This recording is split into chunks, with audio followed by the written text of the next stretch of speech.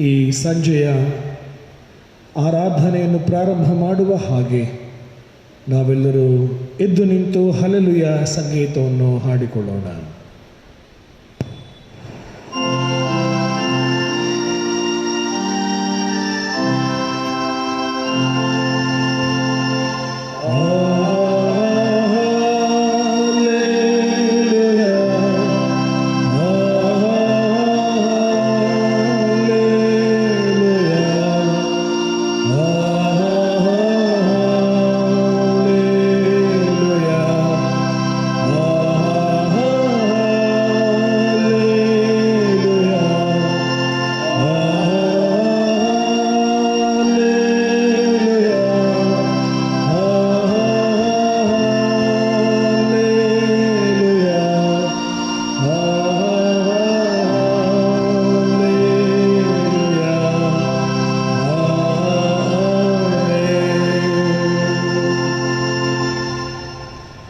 ಪ್ರಾರ್ಥನೆ ಮಾಡೋಣ. ನನ್ನ ಮನವೇ ದೇವರನ್ನೇ ನಂಬಿ ಶಾಂತವಾಗಿರು. ನನ್ನ ನಿರೀಕ್ಷೆಯು ನೆರವೇರುವುದು ಆತನಿಂದಲೇ. ಆತನೇ ನನಗೆ ಶರಣನು, ರಕ್ಷಕನು, ದುರ್ಗವು. ನಾನು ಕದಲುವುದಿಲ್ಲ. ನನ್ನ ರಕ್ಷಣೆಗೂ ಮಾನಕ್ಕೂ ದೇವರೇ ಆಧಾರ. ನನಗೆ ಬಲವಾದ ದುರ್ಗವೂ ಆಶ್ರಯವೂ ದೇವರಲ್ಲಿಯೇ. ಜನರೇ, ಯಾವಾಗಲೂ ಆತನನ್ನೇ ನಂಬಿ ನಿಮ್ಮ ಹೃದಯವನ್ನು ಆತನ ಮುಂದೆ ಬಿಚ್ಚಿರಿ. ದೇವರು ನಮ್ಮ ಆಶ್ರಯವು, ನಮ್ಮ ರಕ್ಷಕನೇ, ನಮ್ಮ ವಿಮೋಚಕನೇ. ಭಕ್ತನು ಹೇಳಿದ ಹಾಗೆ, ನನ್ನ ಮನವೇ ದೇವರನ್ನೇ ನಂಬಿ ಶಾಂತವಾಗಿರು ಎಂಬುದಾಗಿ. ಕರ್ತನೇ, ಈ ಸಂಧ್ಯಾ ವೇಳೆಯಲ್ಲಿ ನಾವು ನಿನ್ನನ್ನೇ ನಂಬಿ ಶಾಂತವಾಗಿ ನಿನ್ನನ್ನು ಆರಾಧಿಸುವಂತೆಯೂ ನಿನ್ನನ್ನು ಸ್ತುತಿಸುವಂತೆಯೂ ನೀನು ನಮ್ಮನ್ನು ಗ್ರಹಿಸಿರುವಂಥ ಈ ಅಲ್ಪ ಸಮಯಕ್ಕಾಗಿ ನಿನಗೆ ನಾವು ವಂದಿಸ್ತೇವೆ. ಈ ವಾರ ಮಧ್ಯದಲ್ಲಿ ಸ್ವಾಮಿ, ನಿನ್ನ ಮಕ್ಕಳಾದ ನಾವೆಲ್ಲರೂ ಕೂಡ ನಾವು ಇರುವಂತಹ ಸ್ಥಳಗಳಲ್ಲಿ ನಿನ್ನನ್ನು ಆರಾಧಿಸಿ, ನಿನ್ನ ಪ್ರಸನ್ನತೆಯನ್ನು ಅನುಭವಿಸಿ, ನಿನ್ನ ವಾಕ್ಯಗಳನ್ನು ಧ್ಯಾನಿಸುವ ಹಾಗೆ ನಿನ್ನ ಆಶೀರ್ವಾದ ದಯಪಾಲಿಸು. ಈ ಆರಾಧನೆಯಲ್ಲಿ ಭಾಗಿಗಳಾಗುತ್ತಿರುವಂಥ ಪ್ರತಿಯೊಬ್ಬರನ್ನು ಆಶೀರ್ವದಿಸು. ಯಾರಾದರೂ ನೀನು ಸ್ವೀಕಾರ ಮಾಡು. ಯೇಸುವಿನ ನಾಮದಲ್ಲಿ ಬೇಡಿದ್ದೇವೆ ಸ್ವಾಮಿ, ಆಮೇನ್. ದಯಮಾಡಿ ಕುಳಿತುಕೊಳ್ಳುವಂತೆ ವಿನಂತಿ. ದೇವರ ಮಹಿಮೆಗಾಗಿ ನಾವು ಸ್ತುತಿಗೀತೆಗಳನ್ನು ಹಾಡಿಕೊಳ್ಳೋಣ. ಇದುವರೆಗೂ ನನ್ನ ನಡೆಸಿದ್ದು ನಿನ್ನ ಕೃಪೆಯೇ ತಾನೇ. ದೇವರ ಕೃಪೆ ನಮ್ಮ ಜೀವನಕ್ಕೆ ಆಧಾರ. ಈ ಸ್ತುತಿಗೀತೆಯನ್ನು ನಾವು ಹಾಡಿಕೊಳ್ಳುವ.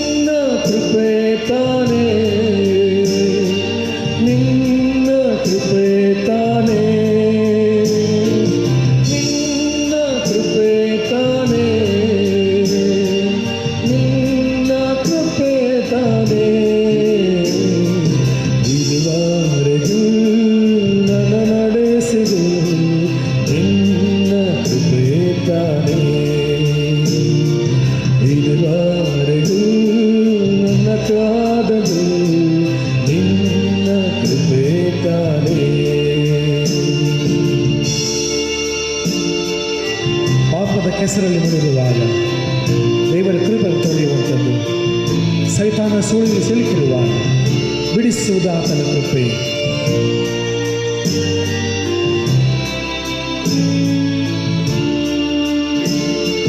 ಪಾಪದ ಕೆಸರಲ್ಲೇ ಮುಳುಗಿದ್ದಾಗ ತೊಳೆದದ್ದು ನಿನ್ ಕೃಪೆ. ಸೈತಾನ ಸುಳಿಯಲ್ಲಿ ಸಿಲುಕಿದ್ದಾಗ ಬಿಡಿಸಿದ್ದು ನಿನ್ ಕೃಪೆ. ಪಾಪದ ಕೆಸರಲ್ಲೇ ಮುಳುಗಿದ್ದಾಗ ತೊಳೆದದ್ದು ನಿನ್ ಕೃಪೆ. ಸೈತಾನ ಸುಳಿಯಲ್ಲಿ ಸಿಲುಕಿದ್ದಾಗ ಬಿಡಿಸಿದ್ದು ನಿನ್ ಕೃಪೆ. ನೂತನ ಸೃಷ್ಟಿಯಾಗಿ ನನ್ನ ಮಾಡಿದ್ದು ನಿನ್ನ ಕೃಪೆ ತಾನೇ. ನಿತ್ಯದಲ್ಲಿ ನನ್ನ ಸೇರಿಸಿದ್ದು ನಿನ್ನ ಕೃಪೆ ತಾನೇ. ನಿನ್ನ ಕೃಪೆ ತಾನೇ. ನಿನ್ನ ಕೃಪೆ ತಾನೇ. ನಿನ್ನ ಕೃಪೆ ತಾನೇ. ನಿನ್ನ ಕೃಪೆ ತಾನೇ. ಇದುವರೆಗೂ ನನ್ನ ನಡೆಸಿದೆ ನಿನ್ನ ಕೃಪೆ ತಾನೇ. ಇದುವರೆಗೂ ನನ್ನ ಕಾದದು ನಿನ್ನ ಕೃಪೆ ತಾನೇ. ಪ್ರತಿಯೊಂದು ಸ್ಥಿತಿಯಲ್ಲಿ ಮುನ್ನಡೆಸುವಂಥದ್ದು ಆತನ ಕೃಪೆ. ಅಗತ್ಯತೆಗಳನ್ನು ಪೂರೈಸುವಂಥದ್ದು ಆತನ ಕೃಪೆ. ಕೊರತೆಗಳನ್ನು ನೀಗಿಸುವಂಥದ್ದು ಆತನ ಕೃಪೆ. ಪ್ರಿಯರು, ಆತನ ಕೃಪೆಯಿಂದ ಆಧಾರ ಮಾಡಿ ಆತನಿಗೆ ಸ್ತೋತ್ರ ಸಲ್ಲಿಸುವ. ಪ್ರತಿಯೊಂದು ಸ್ಥಿತಿಯಲ್ಲೂ ಮುನ್ನಡೆಸಿದ್ದು ನಿನ್ನ ಕೃಪೆ ತಾನೇ. ಅಗತ್ಯಗಳೆಲ್ಲವ ತೀರಿಸಿದ್ದು ನಿನ್ನ ಕೃಪೆ ತಾನೇ. ಪ್ರತಿಯೊಂದು ಸ್ಥಿತಿಯಲ್ಲೂ ಮುನ್ನಡೆಸಿದ್ದು ನಿನ್ನ ಕೃಪೆ ತಾನೇ. ಅಗತ್ಯಗಳೆಲ್ಲವ ತೀರಿಸಿದ್ದು ನಿನ್ನ ಕೃಪೆ ತಾನೇ.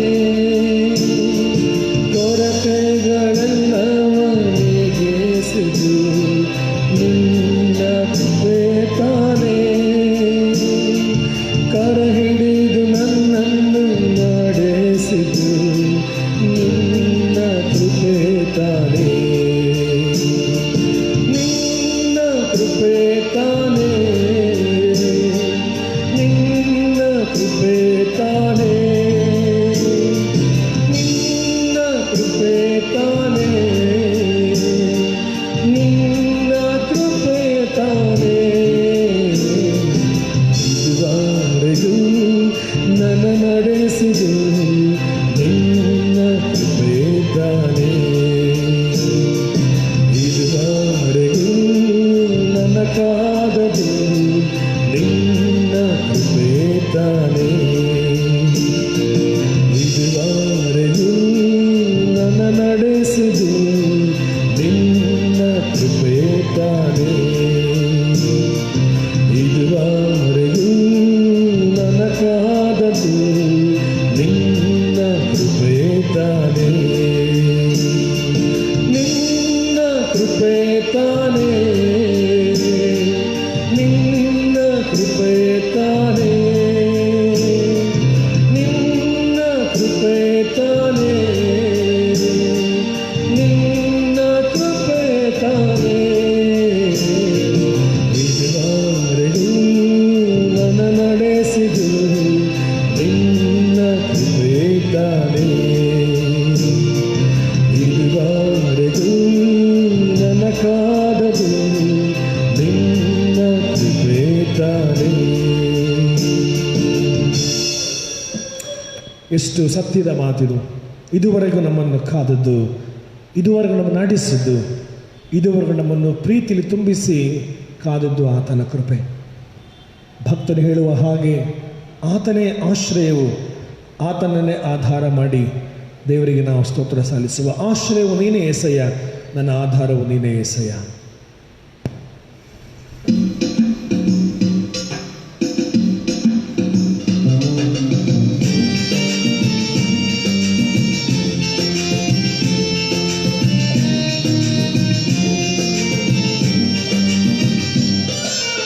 ಆಶ್ರಯವು ನೀನೇ ಏಸಯ್ಯ, ನನ್ನ ಆಧಾರವು ನೀನೇ ಏಸಯ್ಯ. ಆಶ್ರಯವು ನೀನೇ ಏಸಯ್ಯ, ನನ್ನ ಆಧಾರವು ನೀನೇ ಏಸಯ್ಯ. ನಿನ್ನಿಂದಾಗದ ಕಾರ್ಯವೊಂದೂ ಇಲ್ಲ, ನಿನ್ನಿಂದೆಲ್ಲ ಸಾಧ್ಯವಯ್ಯ. ನಿನ್ನಿಂದಾಗದ ಕಾರ್ಯವೊಂದೂ ಇಲ್ಲ, ನಿನ್ನಿಂದೆಲ್ಲ ಸಾಧ್ಯವಯ್ಯ. ಇದುವರೆಗೂ ನನ್ನ ನಡೆಸಿದ ಎಬೆನೇಜರ್ ನೀನೇ ಅಯ್ಯ. ಇದುವರೆಗೂ ನನ್ನ ನಡೆಸಿದ ಎಬೆನೇಜರ್ ನೀನೇ ಅಯ್ಯ. ಆರಾಧನೆ ಆರಾಧನೆ ಆರಾಧನೆ ಆರಾಧನೆ ಆರಾಧನೆ ಆರಾಧನೆ. ಕಷ್ಟದ ದಿನಗಳಲ್ಲಿ ನಮ್ಮ ಜೊತೆಗಾರನು, ಕಣ್ಣಿನ ಸಮಯಗಳಲ್ಲಿ ನಮ್ಮ ನಡೆಸುವ ಆತನು ಎಲ್ರೋಹಿ ಆತನಾಗಿದ್ದಾನೆ. ಕಷ್ಟದ ದಿನದೇ ನನ್ನಯ ಜೊತೆಗಾರನೇ, ನನ್ನ ಕಣ್ಣೀರಿನ ಸಮಯದಲ್ಲೂ. ಕಷ್ಟದ ದಿನದೇ ನನ್ನಯ ಜೊತೆಗಾರನೇ, ನನ್ನ ಕಣ್ಣೀರಿನ ಸಮಯದಲ್ಲಿ. ನನ್ನ ಕಾಣುವ ನನ್ನ ಒಡೆಯನೇ, ಎಲ್ರೋಹಿ ನೀನೇ ಅಯ್ಯ. ನನ್ನ ಕಾಣುವ ನನ್ನ ಒಡೆಯನೇ, ಎಲ್ರೋಹಿ ನೀನೇ ಅಯ್ಯ. ಆರಾಧನೆ ಆರಾಧನೆ ಆರಾಧನೆ ಆರಾಧನೆ ಆರಾಧನೆ ಆರಾಧನೆ. ಆಶ್ರಯವು ನೀನೇ ಏಸಯ್ಯ, ನನ್ನ ಆಧಾರವು ನೀನೇ ಏಸಯ್ಯ. ಆಶ್ರಯವು ನೀನೇ ಏಸಯ್ಯ, ನನ್ನ ಆಧಾರವು ನೀನೇ ಏಸಯ್ಯ. ಆತನ ಪ್ರೀತಿಯೊಂದು ನಮಗೆ ಸಾಕು, ಆತನಲ್ಲೇ ಬದುಕುವುದು. ಯೆಹೋವ ರೂಹ ನಾವು ನಡೆಸುವಂತಹ ಕುರುಬನು. ನಿನ್ನ ಪ್ರೀತಿಯೇ ನನಗೆ ಸಾಕುವಯ್ಯ, ನಿನ್ನ ನೆರಳಲ್ಲೇ ಬದುಕುವೆನು. ನಿನ್ನ ಪ್ರೀತಿಯ ನನಗೆ ಸಾಕುವಯ್ಯ, ನಿನ್ನ ನೆರಳಲ್ಲೇ ಬದುಕುವೆನು. ನನ್ನ ನಡೆಸುವ ನನ್ನ ಕುರುಬನೇ, ಯೆಹೋವ ರೂಹ ನೀನೇ.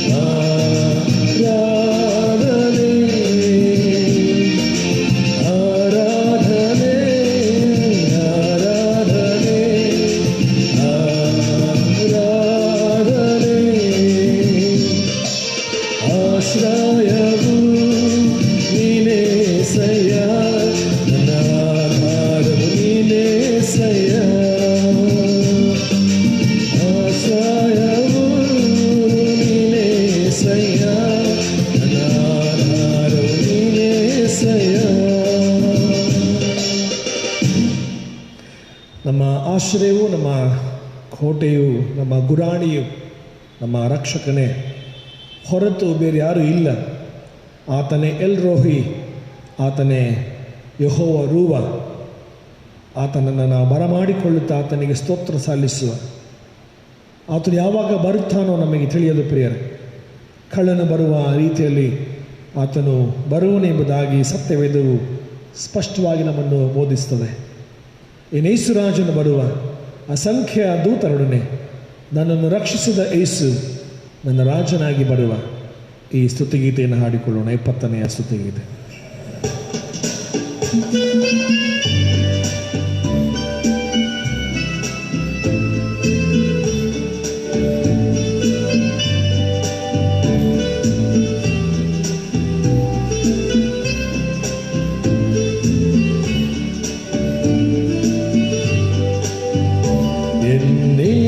ಯೇಸುರಾಜನು ಬರುವ ಅಸಂಖ್ಯ ದೂತರೊಡನೆ, ಯೇಸುರಾಜನು ಬರುವ ಅಸಂಖ್ಯ ದೂತರೊಡನೆ ನನ್ನನ್ನು ರಕ್ಷಿಸಿದ ಯೇಸು ನನ್ನ ರಾಜನಾಗಿ ಬರುವ.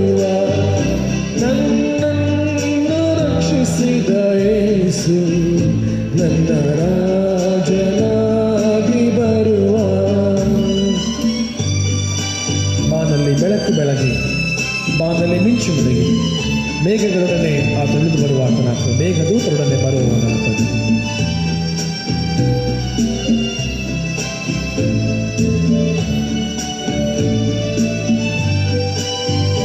ಬಾನಲ್ಲಿ ಬೆಳಕು ಬೆಳಗಿ, ಬಾನಲ್ಲಿ ಮಿಂಚು ಮಿನುಗಿ, ಬಾನಲ್ಲಿ ಬೆಳಕು ಬೆಳಗಿ, ಬಾನಲ್ಲಿ ಮಿಂಚು ಮಿನುಗಿ, ಮೇಘಗಳೊಡನೆ ಇಳಿದು ಮೇಘದೂತರೊಡನೆ ಬರುವ. ಮೇಘಗಳೊಡನೆ ಇಳಿದು ಮೇಘದೂತರೊಡನೆ ಬರುವ.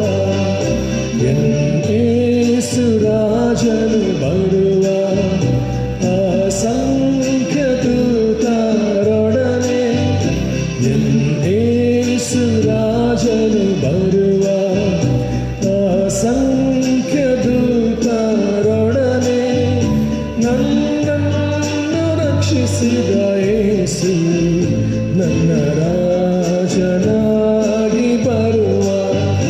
ನನ್ನನ್ನು ರಕ್ಷಿಸಿದ ಯೇಸು ನನ್ನ ರಾಜನಾಗಿ ಬರುವ. ಕರ್ತನು ಬರುವ ದಿನವು ಭಕ್ತರಿಗೆ ಸಂತೋಷವು, ಸಿದ್ಧರಾಗಿರುವಂಥವರಿಗೆ ದುಃಖವು. ಆತನ ಬರುವಿಕೆಯನ್ನು ಎದುರು ನೋಡುವ ಪ್ರಿಯರೇ,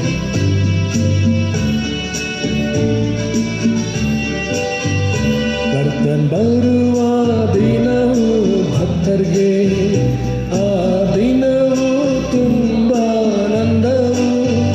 ಕರ್ತನ್ ಬರುವ ದಿನವು ಭಕ್ತರಿಗೆ ಆ ದಿನವು ತುಂಬ ಆನಂದವು.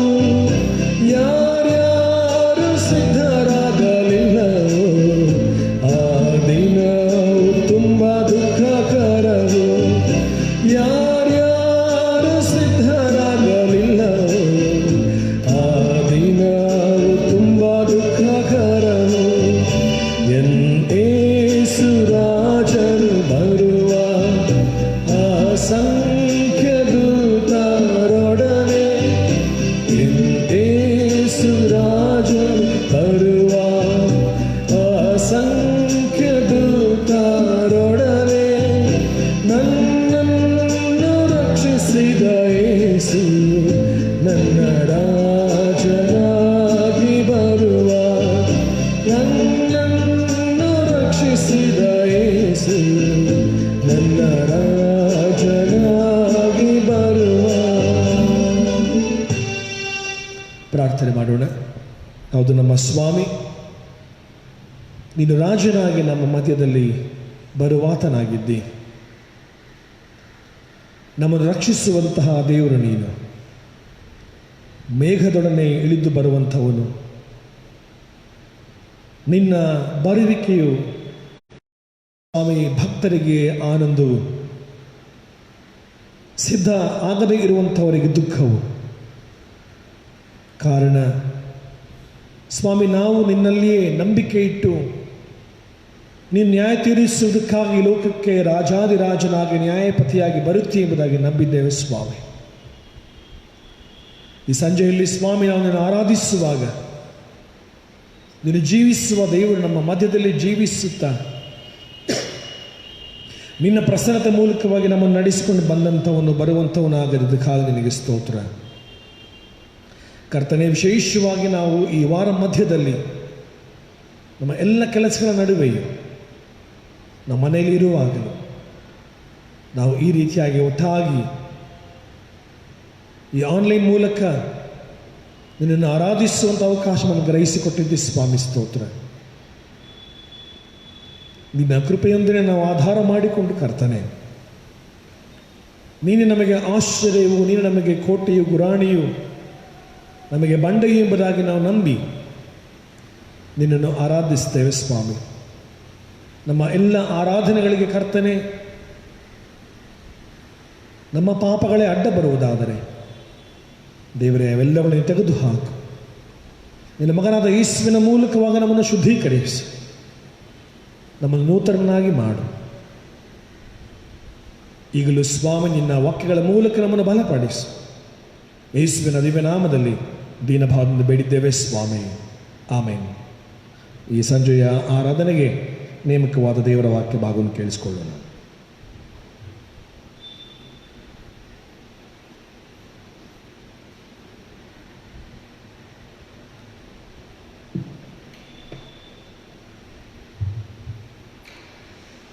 ಈ ಸಂಜೆಯ ಆರಾಧನೆಗಾಗಿ ಆರಿಸಿಕೊಂಡಿರುವ ದೇವರ ವೇದ ಭಾಗವು ಯಾಕೋಬನು ಬರೆದ ಪತ್ರಿಕೆ 1ನೇ ಅಧ್ಯಾಯ 1ನೇ ವಚನದಿಂದ 18ನೇ ವಚನದವರೆಗೆ.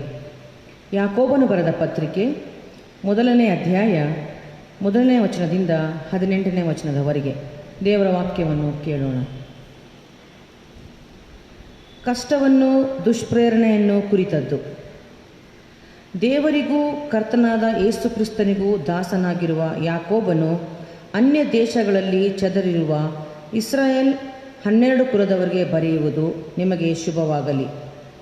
ನನ್ನ ಸಹೋದರರೇ, ನಿಮ್ಮ ನಂಬಿಕೆಗೆ ಆಗುವ ಪರಿಶೋಧನೆಯು ತಾಳ್ಮೆಯನ್ನುಂಟು ಮಾಡುತ್ತದೆಂದು ತಿಳಿದು ನೀವು ನಾನಾ ವಿಧವಾದ ಕಷ್ಟಗಳಲ್ಲಿ ಬಿದ್ದಿರುವಾಗ ಅದನ್ನು ಕೇವಲ ಆನಂದಕರವಾದದ್ದೆಂದು ಎಣಿಸಿರಿ. ಆ ತಾಳ್ಮೆಯು ಸಿದ್ಧಿಗೆ ಬರಲಿ. ಆಗ ನೀವು ಶಿಕ್ಷಿತರೂ ಸರ್ವಸುಗುಣವುಳ್ಳವರೂ ಏನೂ ಕಡಿಮೆ ಇಲ್ಲದವರೂ ಆಗಿರುವಿರಿ. ನಿಮ್ಮಲ್ಲಿ ಯಾವನಿಗಾದರೂ ಜ್ಞಾನ ಕಡಿಮೆಯಾಗಿದ್ದರೆ ಅವನು ದೇವರನ್ನು ಕೇಳಿಕೊಳ್ಳಲಿ, ಅದು ಅವನಿಗೆ ದೊರಕುವುದು. ದೇವರು ಹಂಗಿಸದೆ ಎಲ್ಲರಿಗೂ ಉದಾರ ಮನಸ್ಸಿನಿಂದ ಕೊಡುವವನಾಗಿದ್ದಾನೆ. ಸ್ವಲ್ಪವೂ ಸಂದೇಹ ಪಡದೆ ನಂಬಿಕೆ ಇಟ್ಟು ಕೇಳಿಕೊಳ್ಳಬೇಕು. ಸಂದೇಹ ಪಡುವವನು ಗಾಳಿಯಿಂದ ಬಡಿಯಲ್ಪಟ್ಟು ಸಮುದ್ರದ ತೆರೆಯಂತೆ ಅಲೆಯುತ್ತಿರುವನು. ಆ ಮನುಷ್ಯನು ತಾನು ಕರ್ತನಿಂದ ಏನಾದರೂ ಹೊಂದುವೆನೆಂದು ಭಾವಿಸದೇ ಇರಲಿ. ಅವನು 2 ಮನಸ್ಸುಳ್ಳವನು, ತನ್ನ ನಡತೆಯಲ್ಲೆಲ್ಲ ಚಂಚಲನೂ ಆಗಿದ್ದಾನೆ. ಹೀನ ಸ್ಥಿತಿಯಲ್ಲಿರುವ ಸಹೋದರನು ತಾನು ಉತ್ತಮ ಸ್ಥಿತಿಗೆ ಬಂದೆನೆಂದು ಉಲ್ಲಾಸ ಪಡಲಿ. ಐಶ್ವರ್ಯವಂತನಾದ ಸಹೋದರನು ತಾನು ಹೀನ ಸ್ಥಿತಿಗೆ ಬಂದೆನೆಂದು ಉಲ್ಲಾಸ ಪಡಲಿ. ಯಾಕೆಂದರೆ ಐಶ್ವರ್ಯವಂತನು ಹುಲ್ಲಿನ ಹೂವಿನಂತೆ ಗತಿಸಿ ಹೋಗುವನು. ಸೂರ್ಯನು ಉದಯಿಸಿ ಉಷ್ಣವಾದ ಗಾಳಿ ಬೀಸಿ ಹುಲ್ಲನ್ನು ಬಾಡಿಸಲು ಆ ಹುಲ್ಲಿನ ಹೂವು ಉದುರಿ ಅದರ ರೂಪದ ಸೊಗಸು ಕೆಡುವುದಷ್ಟೆ. ಹೀಗೆ ಐಶ್ವರ್ಯವಂತನು ತನ್ನ ವ್ಯವಹಾರಗಳಲ್ಲಿಯೇ ಕುಂದಿ ಹೋಗುವನು. ಕಷ್ಟವನ್ನು ಸಹಿಸಿಕೊಳ್ಳುವವನು ಧನ್ಯನು. ಅವನು ಪರಿಶೋಧಿತನಾದ ಮೇಲೆ ಜೀವವೆಂಬ ಜಯಮಾಲೆಯನ್ನು ಹೊಂದುವನು. ಸ್ವಾಮಿಯು ತನ್ನನ್ನು ಪ್ರೀತಿಸುವವರಿಗೆ ಇದನ್ನು ವಾಗ್ದಾನ ಮಾಡಿದ್ದಾನೆ. ಯಾವನಾದರೂ ಪಾಪ ಮಾಡುವುದಕ್ಕೆ ಪಡುವಾಗ ಈ ಪ್ರೇರಣೆಯು ನನಗೆ ದೇವರಿಂದ ಉಂಟಾಯಿತೆಂದು ಹೇಳಬಾರದು. ದೇವರು ಕೆಟ್ಟದಕ್ಕೇನೂ ಸಂಬಂಧಪಟ್ಟವನಲ್ಲ. ಆತನು ಯಾರನ್ನೂ ಪಾಪಕ್ಕೆ ಪ್ರೇರೇಪಿಸುವುದಿಲ್ಲ. ಆದರೆ ಪ್ರತಿಯೊಬ್ಬನು ತನ್ನಲ್ಲಿರುವ ಆಶಾಪಾಶಗಳಿಂದ ಎಳೆಯಲ್ಪಟ್ಟು ಮರಳುಗೊಂಡವನಾಗಿ ಪ್ರೇರೇಪಿಸಲ್ಪಡುತ್ತಾನೆ. ಆಮೇಲೆ ಆಶೆಯು ಬಸುರಾಗಿ ಪಾಪವನ್ನು ಹೆರುತ್ತದೆ. ಪಾಪವು ತುಂಬ ಬೆಳೆದು ಮರಣವನ್ನು ಹಡೆಯುತ್ತದೆ. ನನ್ನ ಪ್ರಿಯ ಸಹೋದರರೇ, ಮೋಸ ಹೋಗಬೇಡಿರಿ. ಎಲ್ಲ ಒಳ್ಳೆ ದಾನಗಳು, ಕುಂದಿಲ್ಲದ ಎಲ್ಲ ವರಗಳು, ಮೇಲಣೆಯಿಂದ ಸಕಲ ವಿಧವಾದ ಬೆಳಕಿಗೂ ಮೂಲ ಕಾರಣನಾದವನಿಂದ ಇಳಿದು ಬರುತ್ತವೆ. ಆತನಲ್ಲಿ ಚಂಚಲತ್ವವೇನೂ ಇಲ್ಲ, ವ್ಯತ್ಯಾಸದ ಸೂಚನೆಯೂ ಇಲ್ಲ. ಆತನು ತನ್ನ ಸುಚಿತ್ತದ ಪ್ರಕಾರ ಸತ್ಯಬೋಧನೆಯ ವ್ಯಾಪ್ಕದಿಂದ ನಮ್ಮನ್ನು ಹುಟ್ಟಿಸಲಾಗಿ ನಾವು ಆತನ ಸೃಷ್ಟಿಗಳಲ್ಲಿ ಪ್ರಥಮ ಫಲವಂತಾದೆವು ಎಂಬುದೇ. ದೇವರ ನಿನಗೆ ಸ್ತೋತ್ರವಾಗಲಿ. ಪ್ರಾರ್ಥನಾ ಪೂರ್ವಕವಾಗಿ ನಾವು ದೇವರ ವಾಕ್ಯವನ್ನು ಕೇಳಿಸಿಕೊಳ್ಳುವ ಹಾಗೆ ಶುದ್ಧ ದಿವ್ಯ ಗ್ರಂಥವೇ ನನ್ನ ಶ್ರೇಷ್ಠ ದ್ರವ್ಯವೇ ಸಂಗೀತವನ್ನು ಹಾಡಿಕೊಳ್ಳೋಣ.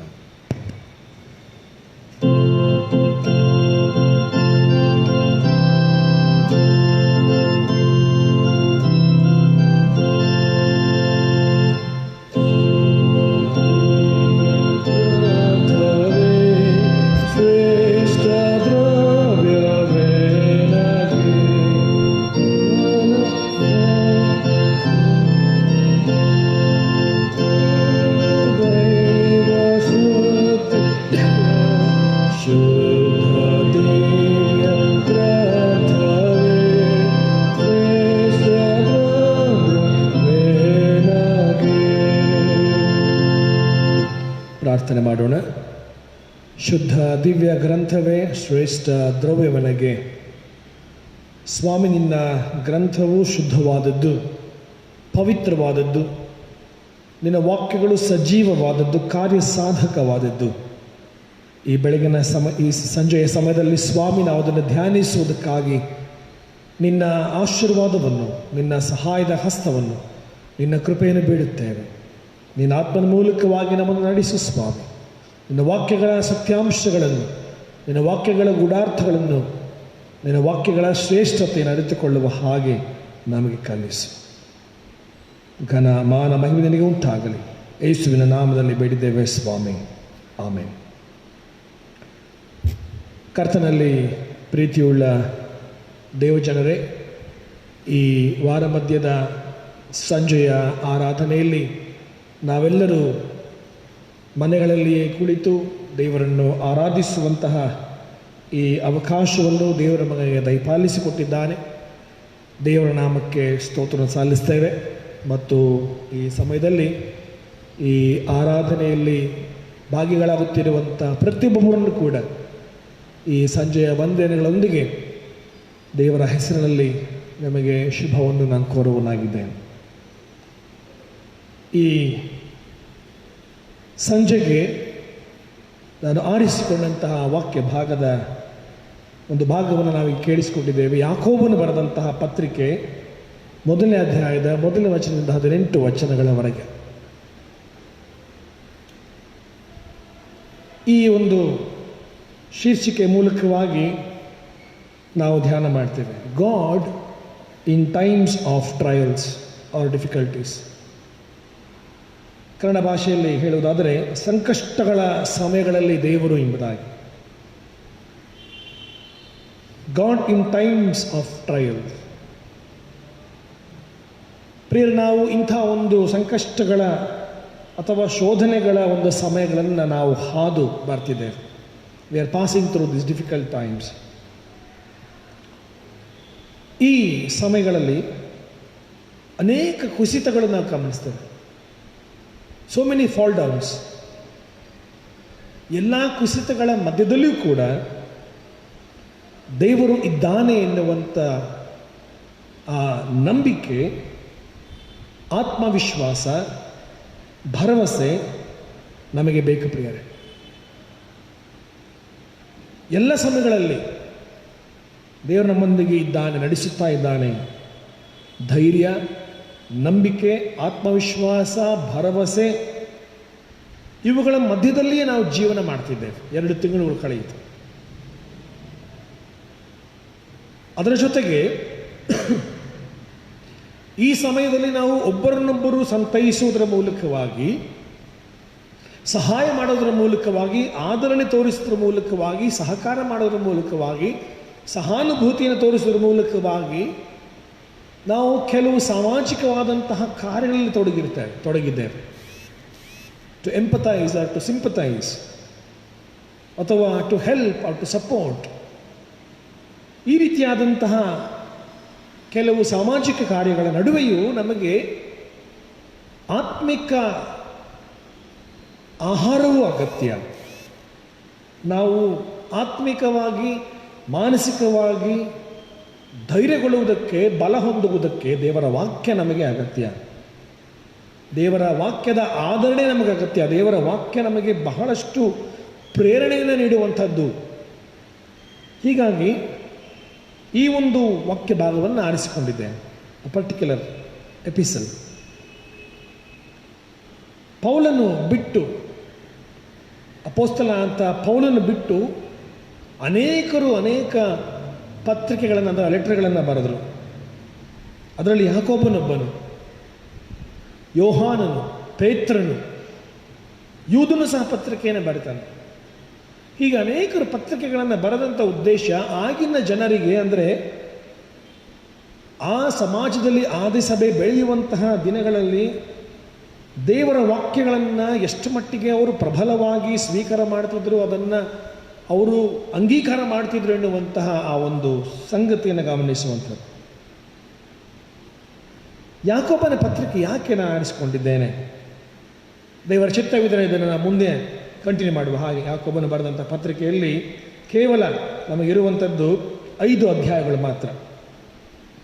ಈ 1ನೇ ಅಧ್ಯಾಯದ 1 ರಿಂದ 18 ವಚನಗಳನ್ನು ಈ ಹೊತ್ತು ಈ ಸಂಜೆಯಲ್ಲಿ ನಾವು ಧ್ಯಾನ ಮಾಡ್ತಿದ್ದೇವೆ. ಯಾರು ಈ ಯಾಕೋಬನು? ಒಂದು 5 ನಿಮಿಷ ನಾವು ಇದರ ಕುರಿತಾಗಿ ಯಾಕೋಬನ ಬಗ್ಗೆ ಹಿನ್ನೆಲೆ ತಿಳಿದುಕೊಳ್ಳುವ. ಯಾರು ಈ ಯಾಕೋಬನು? Who was James? ಸತ್ಯವೇದದಲ್ಲಿ, ಸುವಾರ್ತೆಗಳಲ್ಲಿ ಮತ್ತು ಅಪೊಸ್ತಲ ಕೃತ್ಯದಲ್ಲಿ ಪೌಲನು ತನ್ನ ಪತ್ರಿಕೆಗಳು ಬರೆಯುವಾಗ ಯಾಕೋಬನ ಬಗ್ಗೆ ಬರೀತಾನೆ. ಗಲಾತ್ಯರು ಬರೆದ ಪತ್ರಿಕೆ 1ನೇ ಅಧ್ಯಾಯದ 19ನೇ ವಚನ. ಗಲಾತ್ಯ ಪತ್ರಿಕೆ 1ನೇ ಅಧ್ಯಾಯದ 19ನೇ ವಚನ. ಅಲ್ಲಿ ಪೌಲನು ಹೇಳುವಂಥ ಮಾತು. 1ನೇ ಅಧ್ಯಾಯ 19ನೇ ವಚನ ಗಮನಿಸಿರಿ. 3 ವರ್ಷಗಳಾದ ಮೇಲೆ ಕೇಫನ ಪರಿಚಿತಿಯಲ್ಲಿ ಮಾಡಿಕೊಳ್ಳಬೇಕೆಂದು ಯೆರೂಸಲೇಮಿಗೆ ಹೋಗಿ ಅವನ ಬಳಿಯಲ್ಲಿ 15 ದಿನ ಇದ್ದೆನು.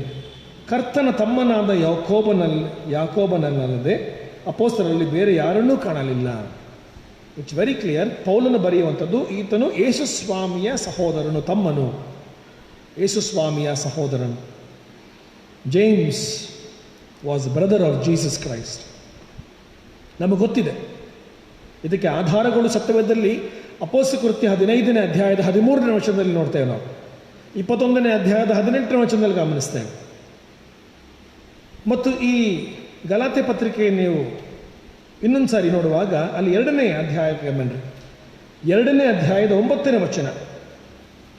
ಗಲಾತ್ಯ ಪತ್ರಿಕೆಯಲ್ಲಿ 2ನೇ ಅಧ್ಯಾಯದ 9ನೇ ವಚನ ಇರ್ತದೆ, ಸಭಾಸ್ತಂಭಗಳೆಂಬ ಹೆಸರುಗೊಂಡಿರುವ ಯಾಕೋಬ, ಕೇಫ, ಯೋಹಾನರು ಎನ್ನುವಂಥ ಮಾತು ಬಳಸಲ್ಪಡ್ತದೆ. ಅಂದರೆ he was one of the church leader.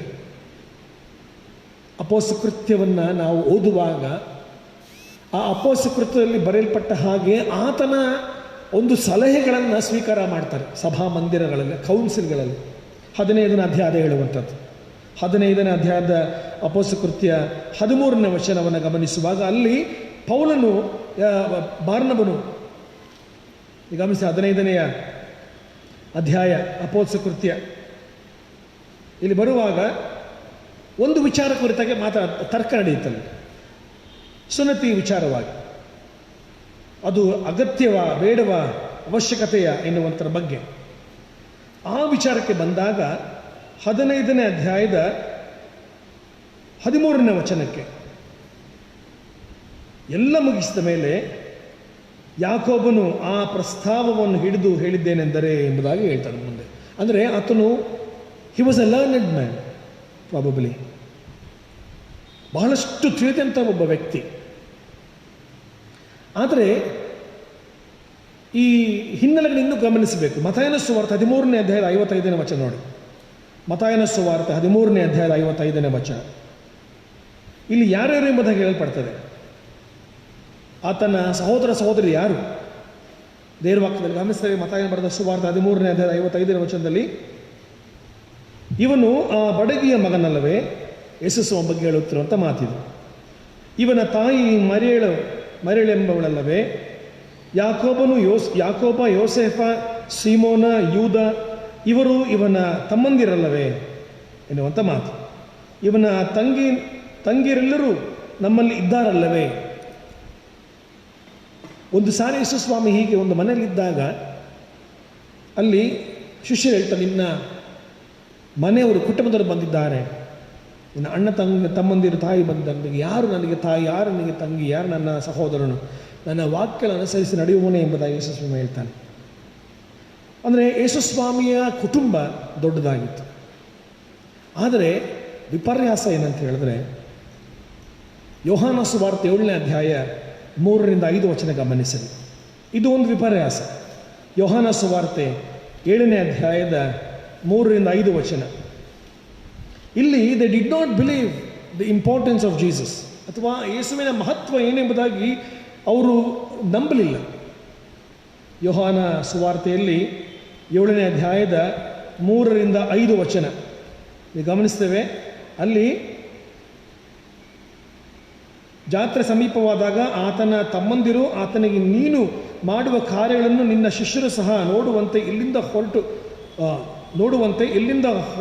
ಹೊರಟು ಯೂದಾಯಕ್ಕೆ ಹೋಗು, ಪ್ರಸಿದ್ಧಿಗೆ ಬರಬೇಕೆಂದಿರುವ ಯಾವನಾದರೂ ತಾನು ಮಾಡುವುದನ್ನು ಮರೆಯಲ್ಲಿ ಮಾಡುವುದಿರಲ್ಲ, ನೀನು ಇಂಥ ಕಾರ್ಯಗಳನ್ನು ಮಾಡುವನಾಗಿದ್ದರಿಂದ ಲೋಕಕ್ಕೆ ತಿಳಿಪಡಿಸಿಕೋ ಎಂದು ಹೇಳಿದರು. They did not believe. ಯೇಸು ಸ್ವಾಮಿಯ ದೇವರ ಕುಮಾರನು ಅಂದರೆ ಈ ಯಾಕೋಬನ ಜೀವನದಲ್ಲಿ ಯೇಸು ಸ್ವಾಮಿಗೆ ಕೊಡತಕ್ಕಂತಹ ಆ ಒಂದು ಈತನೇ ಮನುಷ್ಯ ಕುಮಾರನು ಅಥವಾ ಈತನೇ ಮೆಸ್ಸಿಯನೆಂಬುದಾಗಿ ನಂಬದೆ ಹೋದಂಥ ಕೆಲವು ಸನ್ನಿವೇಶ ನಡೆಯಿತು. ಇದಾದ ಮೇಲೆ ನೋಡ್ತೇವೆ, ಪೌಲನು ಬರೀತಾನೆ ಕೊರಿಂಥ ಪತ್ರಿಕೆ 15ನೇ ಅಧ್ಯಾಯದ 7ನೇ ವಚನದಲ್ಲಿ, ಆತನು ಯಾಕೋಬನಿಗೆ ಕಾಣಿಸಿಕೊಳ್ತಾನೆ ಎಂಬುದಾಗಿ. 1ನೇ ಕೊರಿಂಥ 15ನೇ ಅಧ್ಯಾಯದ 7ನೇ ವಚನ, ಮೊದಲು ಆತನು ಯಾಕೋಬನಿಗೆ ಕಾಣಿಸಿಕೊಳ್ತಾನೆ, ಆತನು ಯಾಕೋಬನಿಗೆ ಕಾಣಿಸಿಕೊಳ್ತಾನೆ ಎನ್ನುವಂಥ ಮಾತನ್ನು ಹೇಳ್ತಾನೆ. ಅದಾದ ನಂತರ ಬದಲಾವಣೆ ಯಾಕೋಬನ ಜೀವನ ಉಂಟಾಗ್ತದೆ ಪ್ರಿಯರೇ. ಚರಿತ್ರೆ, ಸಭಾ ಚರಿತ್ರೆ ಹೇಳ್ತದೆ, he was the first bishop of the church in Jerusalem. He was the first bishop of the church ಇನ್ ಜೆರುಸಲೇಮ್. ಯೆರೂಸಲೇಮಿನ ದೇವಾಲಯದ ಪ್ರಥಮ ಬಿಷಪ್ ಆಗ್ತಾನೆ ಈತನು. ಅದಕ್ಕಿಂತ ಮುಂಚೆ ಎಷ್ಟೋ ಸಂದರ್ಭಗಳಲ್ಲಿ 45ರಿಂದ 48ನೇ ಇಸ್ವಿಯಲ್ಲಿ, ಅಂದರೆ ಯೇಸು ಸ್ವಾಮಿಯ ದಿವಾರೋಹಣ ಆದ 15 ವರ್ಷಗಳ ನಂತರ, ಸುಮಾರು 15 ವರ್ಷಗಳ ನಂತರ ಈ ಪತ್ರಿಕೆಯನ್ನು ಬರೀತಾನೆ ಯಾಕೋಬನು. ಯಾರಿಗೋಸ್ಕರ ಬರೀತಾನೆ? ಅನೇಕರು ಚದರಿ ಹೋಗಿದ್ದರು. ದೇವರು ನಂಬಿದಂತಹ ಈ 12 ಕುಲಗಳ ಇಸ್ರಾಯೇಲ್ ಜನಾಂಗದವರು ಚದರಿ ಹೋಗಿದ್ದರು. ಯಹೂದ್ಯರು ಚದರಿ ಹೋದಂಥವರಿಗೆ ಈ ಪತ್ರ ಬರೀತಾನೆ. ನೀವು ಯಾಕೆ ಚದರಿ ಹೋಗಿದ್ದೀರಿ?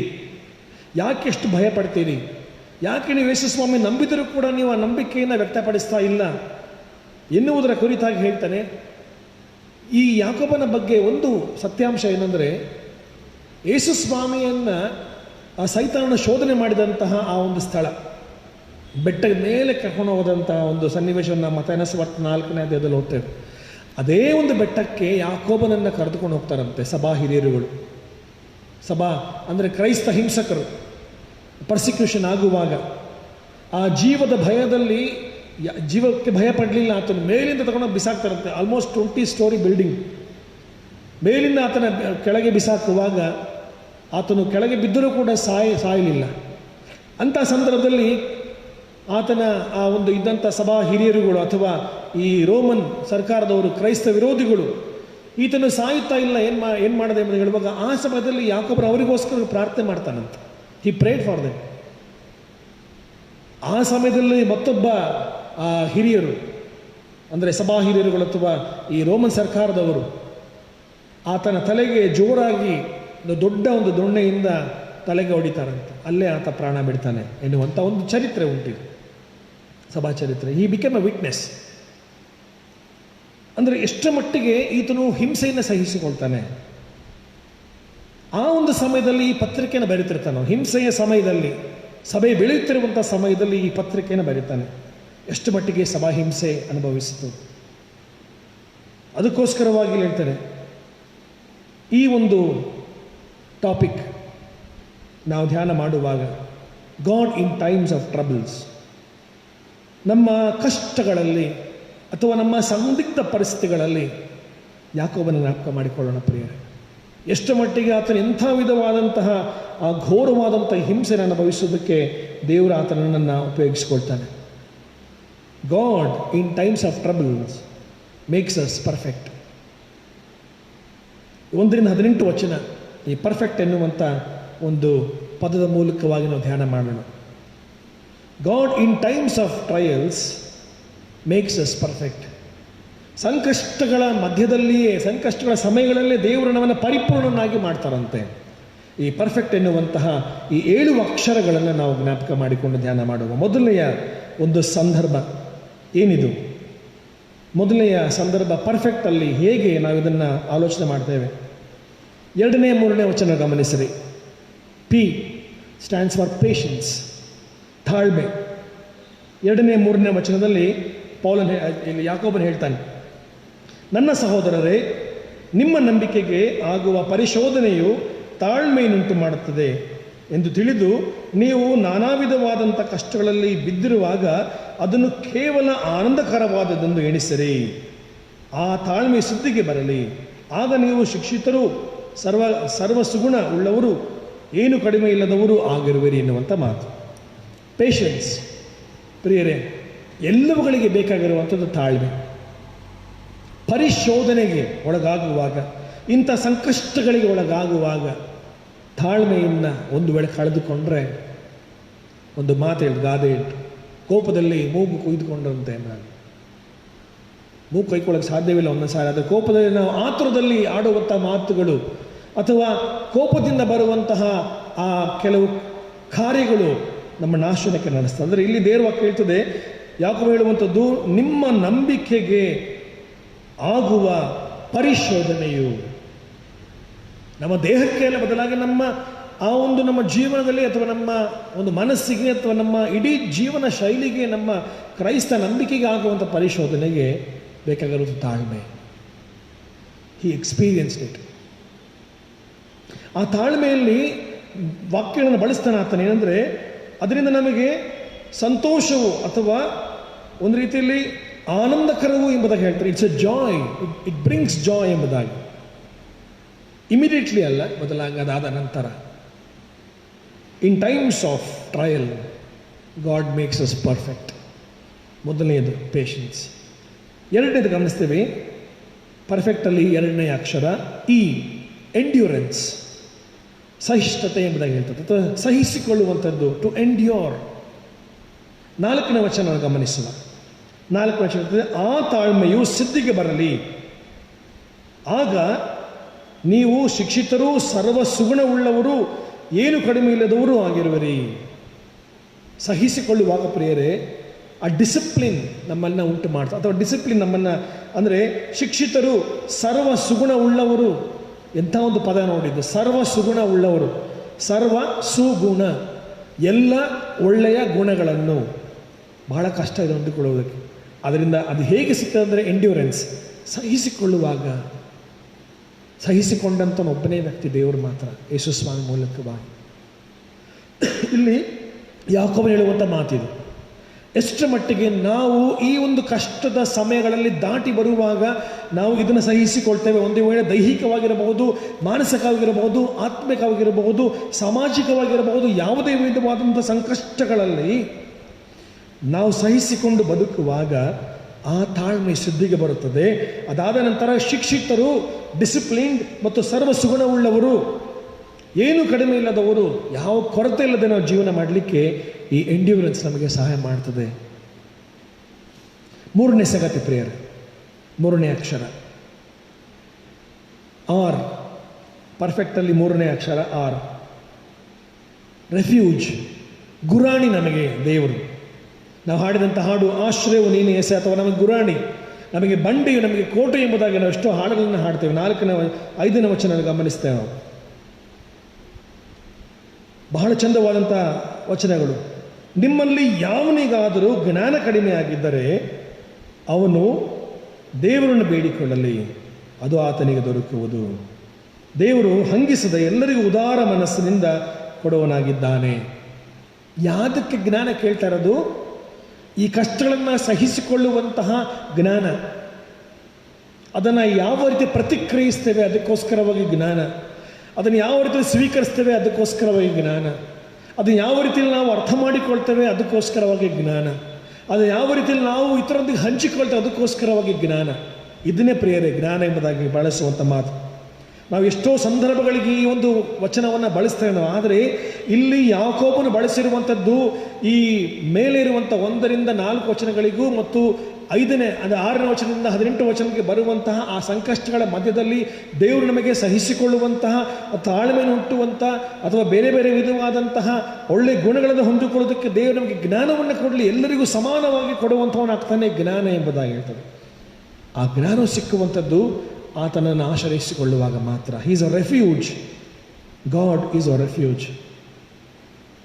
We need that. ಆ ಒಂದು ಜ್ಞಾನ ನಮಗೆ ಬೇಕು. ದೇವರಲ್ಲಿ ನಮಗೆ ಆ ಒಂದು ಗುರಾಣಿ, ದೇವರೇ ನಮಗೆ ಬಂಡೆಯು, ದೇವರೇ ನಮಗೆ ಆಶ್ರಯವು ಎನ್ನುವಂತಹ ಜ್ಞಾನವನ್ನು ಪಡೆದುಕೊಳ್ಳೋದಕ್ಕೋಸ್ಕರವೇ ನಾವು ಈ ಹೊತ್ತು ಆ ಕಷ್ಟಗಳಲ್ಲಿ ಮುಂದೆ ಸಾಗ್ತಿದೆ ಪ್ರಿಯರೇ. 4ನೇ ಅಕ್ಷರ ಪರ್ಫೆಕ್ಟಲ್ಲಿ 4ನೇ ಅಕ್ಷರ PERF, ಫೇತ್, ನಂಬಿಕೆ. 6ನೇ ವಚನ 7ನೇ ವಚನ ಗಮನಿಸಿರಿ. 6ನೇ ವಚನ 7ನೇ ವಚನ ಹೇಳುವಂಥದ್ದು, ಸ್ವಲ್ಪವೂ ಸಂದೇಹ ಪಡದೆ ನಂಬಿಕೆ ಇಟ್ಟು ಕೇಳಿಕೊಳ್ಳಬೇಕು. ಸಂದೇಹ ಪಡುವವನು ಗಾಳಿಯಿಂದ ಬಡಿಯಲ್ಪಟ್ಟ ಸಮುದ್ರದ ತೆರೆಯಂತೆ ಅಲಿಯುತ್ತಿರುವನು. ಆ ಮನುಷ್ಯನು ತಾನು ಕರ್ತನಿಂದ ಏನಾದರೂ ಹೊಂದುವನೆಂದು ಭಾವಿಸದೇ ಇರಲಿ. ಅವನು 2 ಮನಸ್ಸುಳ್ಳವನು, ತನ್ನ ನಡತೆಯಲ್ಲೆಲ್ಲ ಚಂಚಲನಾಗಿದ್ದಾನೆ ಎನ್ನುವಂಥ ಮಾತು. ಈ ಫೇತ್ ಎನ್ನುವಂಥರ ಬಗ್ಗೆ ಎಷ್ಟೋ ಪ್ರಸಂಗಗಳನ್ನು ಕೇಳಿಸ್ಕೊಂಡಿದ್ದೆ ನಾವು. ಅಂದರೆ ನಮಗೆ 2 ಮನಸ್ಸಿಲ್ಲದೆ ಒಂದೇ ಮನಸ್ಸಿನಿಂದ ಏಕ ಮನಸ್ಸಿನ ನಾವು ಕೇಳಿಕೊಳ್ಳುವಂಥದ್ದನ್ನು ಪಡಿತೇವೆ ಎನ್ನುವಂತಹ ನಂಬಿಕೆ, ಅಥವಾ ಆ ಒಂದು ಸಂದೇಹ ಪಡದಂತೆ ನಮ್ಮ ಜೀವನದಲ್ಲಿ ಆ ಸಂಕಷ್ಟಗಳ ನಡುವೆ ನಾವು ಸಾಗುವಂತಹ ಆ ವಿಶ್ವಾಸ, ಆತ್ಮವಿಶ್ವಾಸ. ಇವತ್ತು ಪ್ರಿಯರೇ ನಮಗೆ ನಂಬಿಕೆ ಬೇಕು.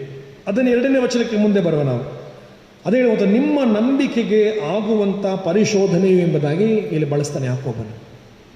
ದಟ್ ಮೀನ್ಸ್ ಟು ಸೇ, ಇಲ್ಲಿ ಆ ನಂಬಿಕೆ ಎನ್ನುವಂಥದ್ದು ನಮ್ಮನ್ನು ಪದೇ ಪದೇ ಶೋಧನೆಯಲ್ಲಿ ಅಥವಾ ನಮ್ಮನ್ನು ಇಟ್ ಈಸ್ ಮೋಲ್ಡಿಂಗ್ ಅಸ್. ಎಷ್ಟು ಮಟ್ಟಿಗೆ ಆ ನಂಬಿಕೆಯನ್ನು ಮುಂದೆ ಸಾಕ್ತದೆ ಪ್ರಿಯರೇ, ಆಲೋಚನೆ ಮಾಡುವ. Faith, God in times of troubles ಅಥವಾ God in times of trials makes us perfect. F, faith. 5ನೇ ಅಕ್ಷರ ಗಮನಿಸುವ, E, ಪುನಃ E, 2 ಸಾರಿ E ಬರುವಂಥದ್ದು, PERFE. ಇಲ್ಲಿ ಗಾಡ್ ಎಂಪವರ್ಸ್, ನಮ್ಮನ್ನು ಪ್ರಬಲವಾಗಿ ಅಧಿಕಾರಸ್ಥರನ್ನಾಗಿ ಮಾಡುವಂಥದ್ದು. ಬಡತನದಿಂದ ಸಿರಿತನಕ್ಕೆ ಅಥವಾ ಬಡತನದಲ್ಲಿ ಕೊರತೆಯಲ್ಲಿ ನಮಗೆ ಸಿರಿತನವನ್ನು ಕಾಣುವಂತೆ ಮಾಡುವಂಥದ್ದು, ಅಥವಾ ಸಿರಿತನದಲ್ಲಿ ನಾವು ಎಡವಿ ಬೀಳುವಾಗ ಅದರಲ್ಲಿ ನಮಗೆ ಸಂತೃಪ್ತರಾಗಿ ಬಾಳುವುದಕ್ಕೆ ನಡೆದ ಸಮತೋಲನವನ್ನು ಉಂಟು ಮಾಡುವಂಥದ್ದು ಇಲ್ಲಿ ಈ ಗಾಡ್ ಎಂಪವರ್ಸಸ್. ನೀವು ಗಮನಿಸ್ರಿ, 9ನೇ ವಚನದಿಂದ 11 ವಚನಗಳು, ವೇರ್ ಗಾಡ್ ಎಂಪವರ್ಸ್ ಪೀಪಲ್. ಹೀನ ಸ್ಥಿತಿಯಲ್ಲಿರುವ ಸಹೋದರನು ತಾನು ಉತ್ತಮ ಸ್ಥಿತಿಗೆ ಬಂದನೆಂದು ಉಲ್ಲಾಸ ಪಡಲಿ. ಐಶ್ವರ್ಯವಂತನಾದ ಸಹೋದರನು ತಾನು ಹೀನ ಸ್ಥಿತಿಗೆ ಬಂದನೆಂದು ಉಲ್ಲಾಸ ಪಡಲಿ. ಹೊಟ್ಟೆ ಕಿಚ್ಚಿ ಪಡುವುದಲ್ಲ, ಬದಲಾಗಿ to empower each other through suffering. ಅದಕ್ಕೋಸ್ಕರವಾಗಿ ಮುಂದೆ ಆತ ಹೇಳ್ತಾನೆ. ನೀವು 10ನೇ ವಚನ 11ನೇ ವಚನ ಗಮನಿಸಿರಿ. 11ನೇ ವಚನ ಹೇಳ್ತದೆ, ಐಶ್ವರ್ಯವಂತನಿಗೆ ಇಂಥ ಅವಕಾಶ ಅಥವಾ ಇಂಥ ಒಂದು ಒಳ್ಳೆಯ ಸದವಕಾಶ ಸಿಗೋದಿಲ್ಲ. ಆತನು ಆ ಹುಲ್ಲಿನ ಹೂವಿನಂತೆ ಗತಿಸಿ ಹೋಗ್ತಾನೆ ಅಂತ ಹೇಳ್ತಾನೆ. ಅಂದರೆ ಅವ್ರಿಗಿರುವಂತಹ ದರ್ಪ ಅಥವಾ ಇರುವಂಥ ಅಹಂಕಾರ ಅಥವಾ ನಾನತ್ವಗಳ ಬಗ್ಗೆ ಇಲ್ಲಿ ಆತ ಹೇಳುವಂಥದ್ದು. ಆದರೂ ಕೂಡ ಒಂದು ವೇಳೆ ದೇವರ ದೃಷ್ಟಿಯಲ್ಲಿ ಆ ಸಹಿಸಿಕೊಳ್ಳುವಿಕೆ ಮೂಲಕವಾಗಿ ಸಮತೋಲವನ್ನು ಅನುಭವಿಸುವಾಗ ಉಲ್ಲಾಸ ಪಡಲಿಕ್ಕೆ ಸಾಧ್ಯವಾಗ್ತದೆ. It empowers us. ಸಾಮರ್ಥ್ಯವನ್ನು ಉಂಟು ಮಾಡುವ, ಅಧಿಕಾರವನ್ನು ಕೊಡುವಂಥದ್ದು, ಬಲವನ್ನು ಕೊಡುವಂಥದ್ದು ಸಮಾನತ್ವದಲ್ಲಿ ಈ ದೇವರ ವಾಕ್ಯದ ಮೂಲಕವಾಗಿ. 6ನೇ ಅಕ್ಷರ ಗಮನಿಸಿಕೊಳ್ಳುವ. ಪರ್ಫೆಕ್ಟಲ್ಲಿ 6ನೇ ಅಕ್ಷರ ಕೌನ್ಸಿಲರ್, ಸಿ ಕೌನ್ಸಿಲರ್. 12ರಿಂದ 15 ವಚನ ಗಮನಿಸಿರಿ. ಯಾಕೋಬನ ಬರೆದ ಪತ್ರಿಕೆ 1ನೇ ಅಧ್ಯಾಯದ 12ರಿಂದ 15 ವಚನ. ದೇವರು ನಮಗೆ ಆಲೋಚನಾ ಕರ್ತನಾಗಿದ್ದಾನೆ. Very very sensitive. ಸಲಹೆಗಾರರು ಅಂತ ಹೇಳ್ತಾನೆ ಕೌನ್ಸಿಲರ್ಸ್ಗೆ, ಅಥವಾ ಆಪ್ತ ಸಲಹೆಗಾರರು. ಇಂಗ್ಲಿಷ್ ಭಾಷೆಯಲ್ಲಿ ಈ ಯೆಶಾಯನ ಪರ್ವತ ಗ್ರಂಥದಲ್ಲಿ ನೋಡುವಾಗ 9ನೇ ಅಧ್ಯಾಯದಲ್ಲಿ ನೋಡ್ತೇವೆ, ಈಸ್ ಅ ವಂಡರ್ಫುಲ್ ಕೌನ್ಸಿಲರ್ ಎಂಬುದಾಗಿ ಬಳಸಿರುವಂಥ ಮಾತು.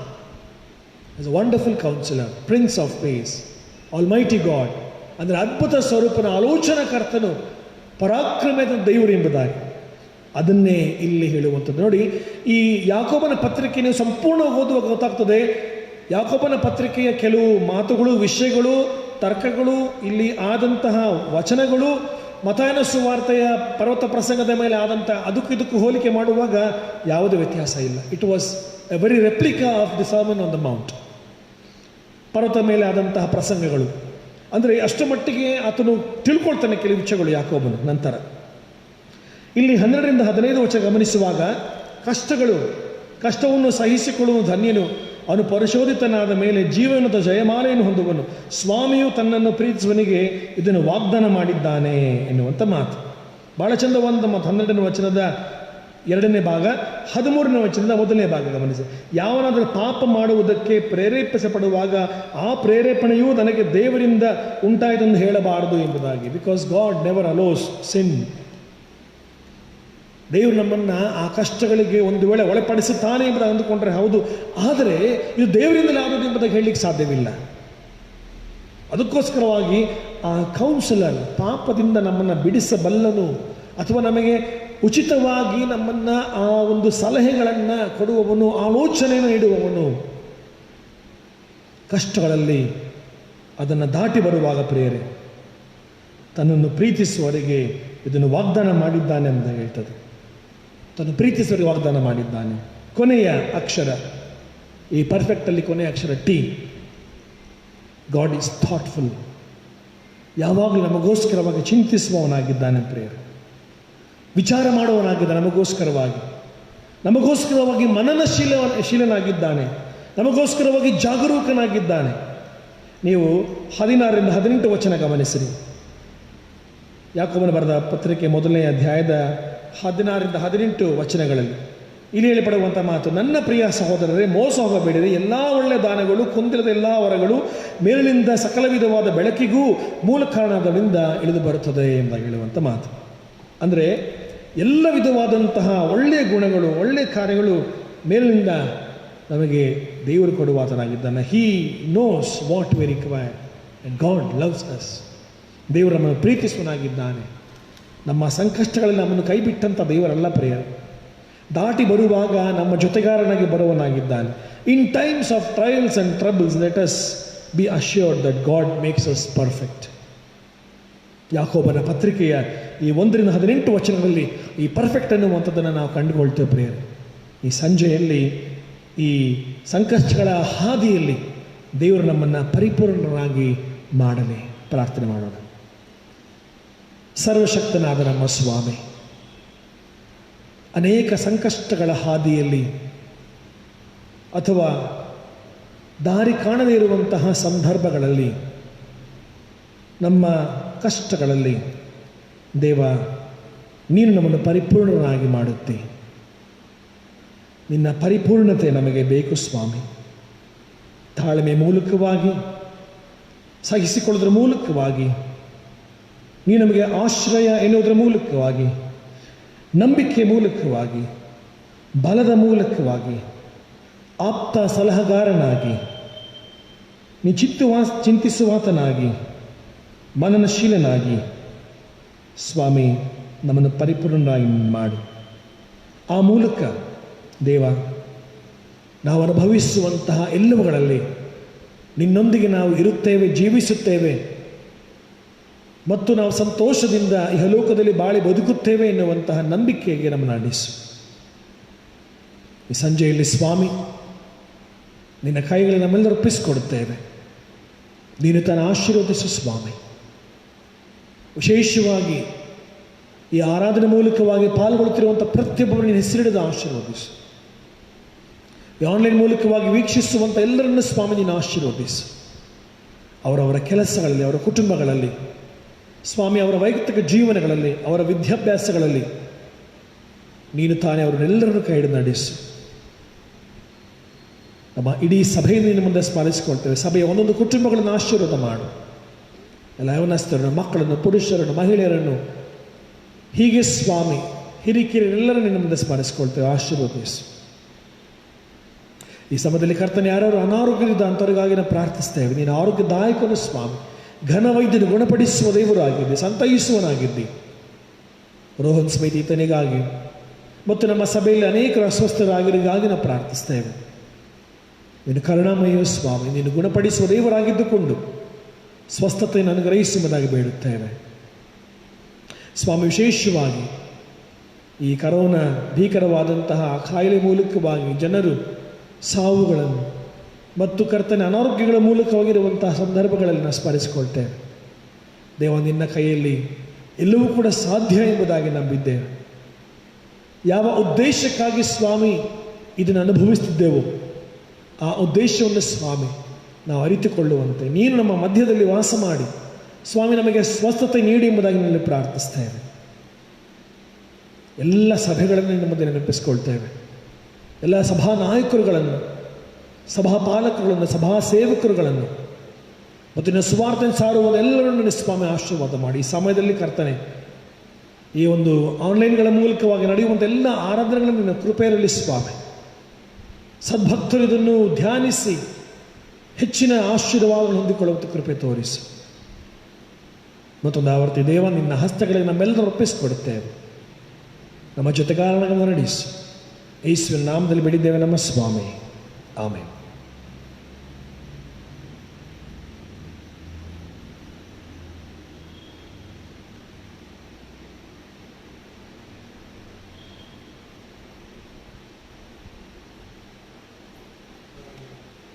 ನಾವೆಲ್ಲರೂ ಎದ್ದು ನಿಂತುಕೊಂಡು ಕೊನೆಯದಾಗಿ 349ನೇ ಸಂಗೀತವನ್ನು ಹಾಡಿಕೊಳ್ಳೋಣ. ಸಂಗೀತಗಳಲ್ಲಿ 349ನೇ ಸಂಗೀತ. ಈ ದಿನವೆಲ್ಲ ನನ್ನನ್ನು ಕಾಪಾಡಿದಂತಹ ದೇವರು ಸರ್ವೋಪಕಾರಿ ಆತಗೆ ಕೊಂಡಾಟ ಕೊಡು ಮನವೇ.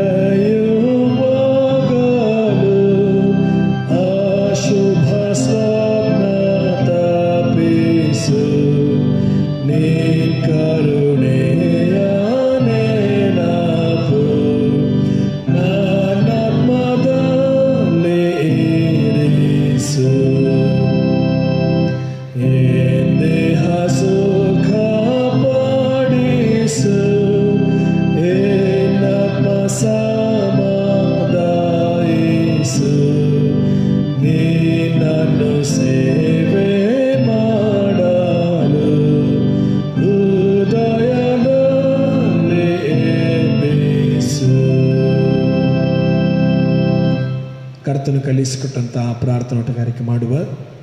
ಪರಲೋಕದಲ್ಲಿರುವ ನಮ್ಮ ತಂದೆಯೇ, ನಿನ್ನ ನಾಮವು ಪರಿಶುದ್ಧವೆಂದು ನೆನೆಸಲ್ಪಡಲಿ, ನಿನ್ನ ರಾಜ್ಯವು ಬರಲಿ, ನಿನ್ನ ಚಿತ್ತವು ಪರಲೋಕದಲ್ಲಿ ನೆರವೇರುವ ಪ್ರಕಾರ ಭೂಲೋಕದಲ್ಲಿ ನೆರವೇರಲಿ.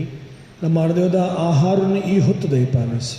ನಮಗೆ ತಪ್ಪು ಮಾಡಿದರೂ ನಾವು ಕ್ಷಮಿಸಿದಂತೆ ನಮ್ಮ ತಪ್ಪುಗಳನ್ನು ಕ್ಷಮಿಸು. ನಮ್ಮನ್ನು ಶೋಧನೆಯೊಳಗೆ ಸೇರಿಸದೆ ಕೇಳಿ ನಮ್ಮನ್ನು ತಪ್ಪಿಸು. ರಾಜ್ಯವು ಬಾಲವು ಮಹಿಮೆಯು ಸದಾ ಕಾಲವೇ ಆಮೇನ್. ವಿಶ್ವಾಸ ದೇವರ ಆಶೀರ್ವಾದ ಹೊಂದಿಕೊಳ್ಳೋಣ. ಸಮಾಧಾನದಿಂದ ಲೋಕದೊಳಕ್ಕೆ ಹೋಗೋಣ. ಯೇಸು ಕ್ರಿಸ್ತನ ನಂಬಿ ಆತನಿಗೆ ಸಾಕ್ಷಿಗಳಾಗಿ ಬದುಕೋಣ. ತಂದೆ, ಕುಮಾರ, ಪವಿತ್ರಾತ್ಮನಾಗಿರುವ ತ್ರೈಕರ ಆಶೀರ್ವಾದವು ನಮ್ಮೆಲ್ಲರ ಸಂಗಡ, ಸರ್ವ ಸಭೆ ಸಂಗಡ ಈಗಲೂ ಯಾವಾಗ ನೆಲೆಸಿರಲಿ ಸ್ವಾಮಿ.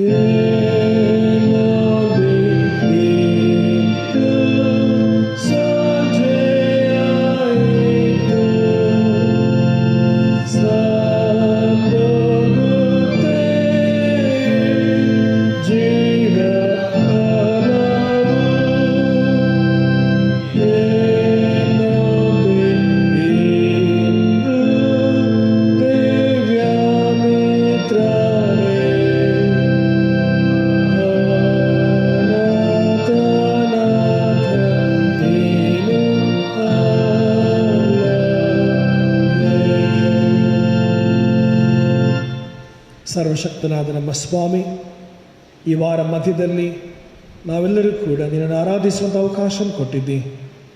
ಕರ್ತನೆ, ಈ ಆರಾಧನೆಯಲ್ಲಿ ಸ್ವಾಮಿ ಯಾವುದಾದ್ರು ತಪ್ಪು ದೋಷ ಕಂಡು ಬಂದರೆ ನಮ್ಮನ್ನು ಕ್ಷಮಿಸಿ ಎಂಬುದಾಗಿ ಪ್ರಾರ್ಥಿಸ್ತೇವೆ. ಈ ರಾತ್ರಿ ನಮ್ಮೆಲ್ಲರಿಗೂ ವಿಶ್ರಾಂತಿಯನ್ನು ಕೊಡು, ಸುಖ ನಿದ್ರೆಯನ್ನು ದಯಪಾಲಿಸು. ನಿನ್ನ ಚಿತ್ತವಿದ್ದರೆ ಮತ್ತೊಂದು ಹೊಸ ದಿನವನ್ನು ನಾವು ಅನುಭವಿಸುವಂತೆ, ನಿನ್ನ ಕೃಪೆಯನ್ನು ನಾವು ಆಧಾರ ಮಾಡಿಕೊಂಡು ಬಾಳಿ ಬದುಕುವಂತೆ, ನೀ ನಮಗೆ ನೇಮಿಸುವಂಥ ಎಲ್ಲ ಕೆಲಸ ಕಾರ್ಯ ನಿರತರಾಗುವಂತೆ ಕೃಪೆ ತೋರಿಸಿ ನಡೆಸೆಂದು ನಮ್ಮ ರಕ್ಷಕನ ಒಡೆಯನಾಗಿರುವಂಥ ಯೇಸುವಿನ ದಿವ್ಯ ನಾಮದಲ್ಲಿ ದೀನಭಾವದಿಂದ ಬೇಡಿದ್ದೇವೆ ನಮ್ಮ ಸ್ವಾಮಿ. ಆಮೇನ್.